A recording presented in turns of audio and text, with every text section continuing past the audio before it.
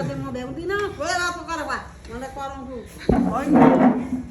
अनि कुटाइ गर्दै मलाई झर्को लाग्थ्यो कि दाजु आयो अनि ठुलो मम्मीले फकाई बोकेको डुलाको डुलाइ बिचरा त्यो दिन टन्नै बसेर गयो तपाईँ त विदेशमा हुनुहुन्थ्यो कि कहाँ हुनुहुन्थ्यो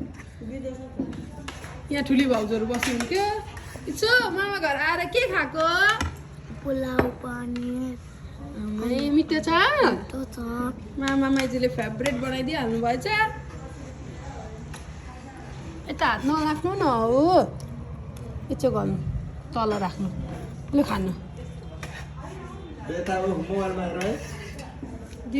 दिदी भाइकै पानी चाहिँ टाउकोमा हात राख्ने रहेछ उसको डार्क सर्कल आउँदो रहेछ नि दाजु सन्चो नहुँदा जन्मै उसको यस्तो बसेको छ ए त्यो कुरा अलि मोटायो भने हराउँदै जान्छ